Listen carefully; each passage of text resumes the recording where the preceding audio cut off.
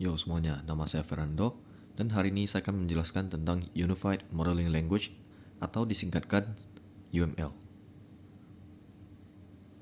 Oke, yang pertama kita akan menjelaskan tentang pengantar UML-nya.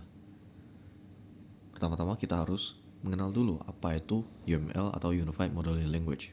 Nah, UML itu adalah pengganti metode analisis dan desain berorientasi objek atau yang disingkatkan OOAD. Dengan kepanjangannya itu dalam bentuk bahasa Inggris adalah Object Oriented Analysis and Design, yang muncul pada akhir tahun 80-an dan awal 90-an. UML merupakan kombinasi dari metode Grady-Booch, James Rombach, yang dengan metodenya itu adalah Object Oriented Modeling Techniques, dan Jacobson dengan metode Object Oriented Software Engineering, dan dirancang untuk mencakup lebih luas daripada OOAD.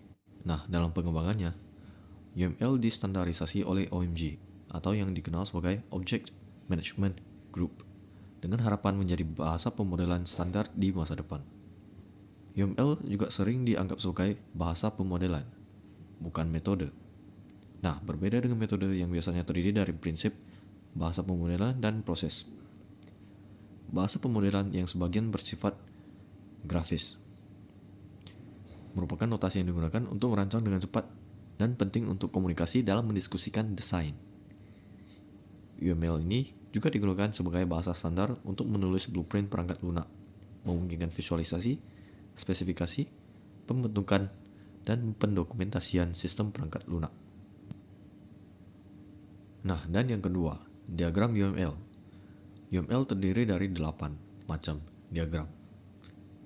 Yang nomor 1 itu adalah use case diagram, kemudian sequence diagram, collaboration diagram, state chart diagram, activity diagram, class diagram, component diagram, dan yang terakhir adalah deployment diagram. Nah, yang pertama kita akan menjelaskan tentang use case diagram. Menggambarkan fungsionalitas sistem dari sudut pandang pengguna, menampilkan aktor seperti anggota dan pustakawan. Kalau misalnya dari foto yang kanan itu menampilkan waiter dan chef dan klien dan cashiernya juga. Kemudian untuk serta use case seperti login, meminjam buku, melihat katalog, dan menghasilkan laporan. Kalau misalnya yang dari kanan itu adalah order food, order wine, serve food, cook food, serve wine, eat food, drink wine, pay for food, dan pay for wine. Begitu caranya. Nah, komponen yang digunakan itu terdiri dari 3 adalah aktor, use case, relasi. Aktornya itu adalah entitas yang berinteraksi dengan sistem. Kemudian use case adalah fungsionalitas yang disediakan oleh sistem. Relasi menghubungkan aktor dan use case menggunakan notasi seperti association, directed association, generalization, dependency, include, dan extend.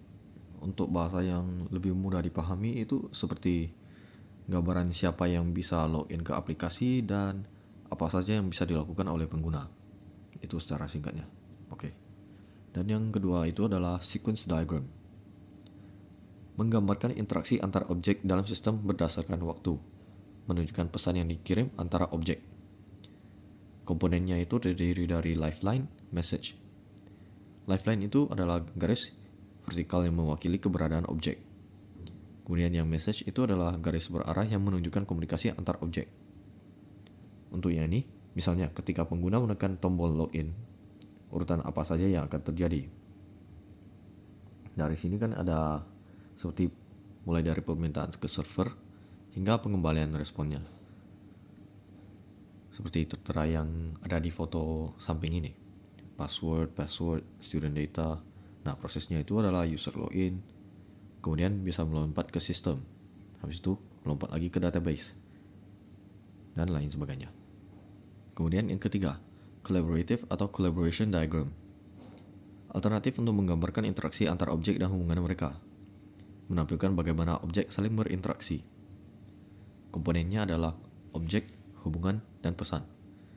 Objeknya dapat digambarkan dengan persegi panjang. Kemudian hubungan digambarkan dengan garis penghubung.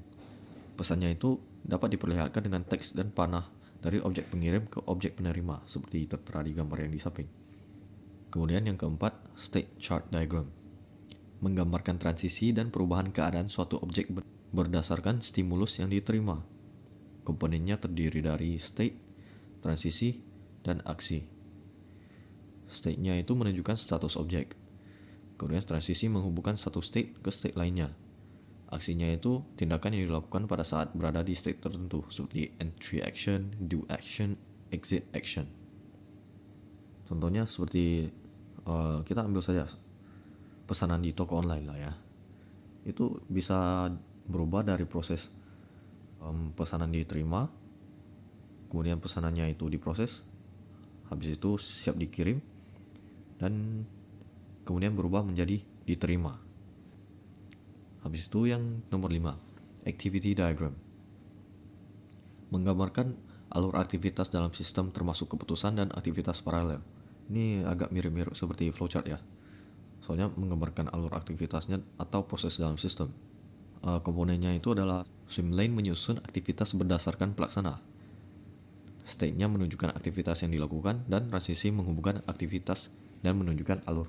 Ini langkah-langkah seperti gudang menginformasi kepada bagian pembelian, habis itu ke bagian supplier lagi untuk terima SPP, kirim barang disertai faktur, kemudian balik lagi ke bagian gudang untuk terima barang dan faktur. Habis itu buat SPBJ, kemudian diberikan kepada bagian pembelian untuk menandatangani SPBJ-nya. Habis itu supplier menerima SPBJ, konfirmasi pembayaran, dan juga bagian pembelian melakukan pembayaran. Nah, setelah supplier menerima pembayaran, maka dibuatlah kwitansi. Dan kwitansi itu akan kemudian diberikan kepada bagian pembelian atau pembelinya. Habis itu yang nomor 6, class diagram. Menampilkan struktur statis sistem dengan mendefinisikan kelas, atribut, metode, dan relasi antar kelas. Nah, class diagram ini bagi yang menggunakan DB diagram mungkin kenal lah ya konsepnya itu seperti apa. Ya, seperti yang tertera di fotonya itu diagram-diagram gitu lah ya. Menunjukkan struktur kelas dalam sistem, terus menampilkan atribut dan metodenya. Ya, begitu untuk class diagram. Kemudian yang ketujuh, component diagram. Menggambarkan komponen perangkat lunak dan dependensinya, menunjukkan bagaimana berbagai komponen saling berinteraksi dalam sistem. Ini kita bisa ambil sebuah contoh seperti komponen database yang berinteraksi dengan komponen aplikasi melalui koneksi tertentu. Nah, kalau dari yang foto ini sebuah pengecekan keamanan.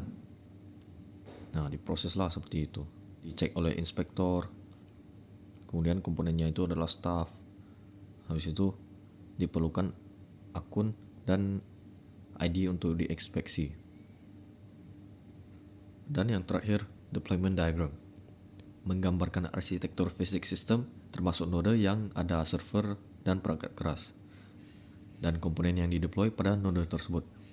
Ini menunjukkan bagaimana perangkat lunak itu dipasang pada perangkat keras seperti server, komputer, dan lain-lain. Nah, misalnya itu server aplikasi ditempatkan di server fisik atau berbasis cloud dan berinteraksi dengan server database. Begitu. Nah, untuk bagian ketiga itu adalah studi kasus. Kita menggunakan use case diagram pada perpustakaan. Oke. Jadi, ya seperti yang tadi, melakukan registrasi, kemudian di login. Habis di login itu kita bisa meminjamkan buku, mencari buku, memesankan buku, dan lain sebagainya. Terus di pihak admin itu bisa manipulasi data buku, manipulasi data karyawan. Habis itu oleh pustakawannya juga bisa memberikan akses peminjaman, pengembalian, pelaporan, dan pendaftaran anggota. Untuk studi kasus yang penggunaan kelas diagram pada perpustakaan seperti ini, adanya atribut dan metodenya. Nah, ini ada registrasi yang data-data ini diperlukan seperti ID anggota, nama, alamat, nomor HP. Kemudian yang peminjam itu perlu nama, alamat, nomor HP, registrasi, memilih buku, meminjam buku, mengembalikan buku, perpanjang peminjaman. Dan berlaku juga kepada yang lain. Seperti begitu. Kemudian untuk studi kasus penggunaan sequence diagram pada perpustakaan, dari sini kita bisa melihat yang ini. yang paling kiri. Itu peminjam melakukan registrasi akun agar dapat meminjam buku. Ya, dari prosesnya itu seperti isi biodata untuk diregistrasikan, kemudian isi nama, isi alamat, isi nomor HP, dan jika sudah selesai mengisi biodatanya maka ia akan mendapatkan kartu anggota. Nah, setelah mendapatkan kartu anggota, peminjam buku ini dapat meminjam buku. Dia dapat memilih buku terlebih dahulu, memilih buku yang dia suka sesuai genrenya, sesuai minatnya. Nah, setelah itu dia meminjam buku. Setelah mendapatkan buku, ia akan mengembalikan bukunya. Namun, ia juga dapat memperpanjang peminjamannya, yang kemudian dia dapat meminjam bukunya kembali lagi. Nah, untuk bagian petugas juga bisa melakukan login. Setelah login, masukkan username dan password. Jika loginnya gagal, maka akan diulangi terus di sequence yang nomor 2. Jika sukses, maka akan masuk ke menu utama. Menu utamanya itu kita dapat merekap data anggota. Di dalam data anggotanya itu kita dapat input, kita dapat edit, dapat menghapus juga data anggotanya. Habis itu, yang ini untuk memanipulasi data bukunya. Sama seperti yang sebelumnya, kita harus menggunakan login dulu. Login, username, password. Jika berhasil, maka ke menu utama. Jika gagal, akan mengulang sequence ke nomor 2-nya. Dan setelah masuk ke menu utama, akan tertampil metode untuk merekap data buku. Nah, kita bisa juga input data buku, dan data bukunya itu akan diinput. Dan untuk bagian keempat, langkah instalasi StarUML. Di link tersebut telah saya lampirkan ke link YouTube-nya agar kalian bisa menonton dan menginstalasi StarUML. Yo semuanya, nama saya Fernando, 2023-131-011 dengan Prodi Teknik Informatika. Hari ini akan menjelaskan tentang penginstalasi StarUML. Oke, tanpa basa-basi kita masuk saja ke Google Chrome atau dengan browser yang kamu gunakan. Di sini kita cukup mengetik download StarUML atau StarUML saja. Nanti akan otomatis muncul di paling atas. Nah, sepertinya itu. Masuk saja ke download StarUML. Nah, kita pilih saja sesuai perangkat yang kita gunakan. Dalam kasus ini saya menggunakan Windows. Di sini saya ada menggunakan aplikasi IDM, akan muncul pop-up seperti ini, dan bagi yang tidak menggunakan cukup skip aja. Nanti akan otomatis terdownload. Tinggal tekan download file dan kita akan menunggu proses downloadnya hingga selesai.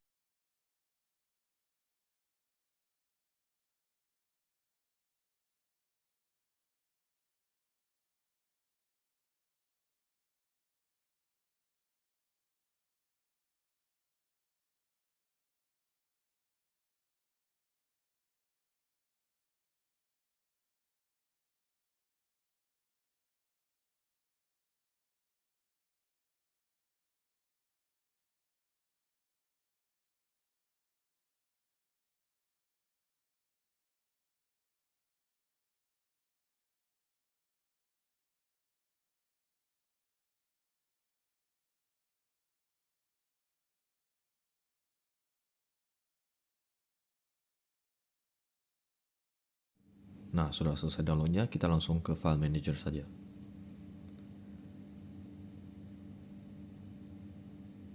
Pergi ke downloads dan akan ada setupnya. Kita tinggal double klik saja setupnya.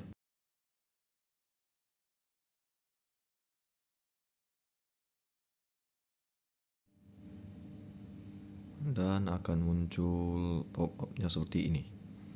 Ya, ini sudah masuk tahap instalasi StarUML-nya. Jadi kita tunggu saja.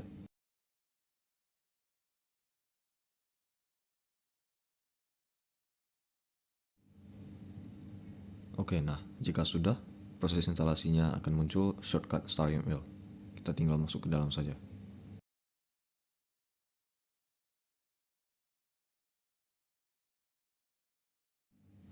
Dan alhasil tampilan StarUML-nya akan terlihat seperti ini. Oke, dan sudah selesai. Dari sini munculnya evaluation mode, itu kita tinggal tekan kali aja. Nah, fitur-fiturnya udah oke. bisa kita gunakan. Ya, begitulah instalasi StarUML. Silakan dicoba-coba saja.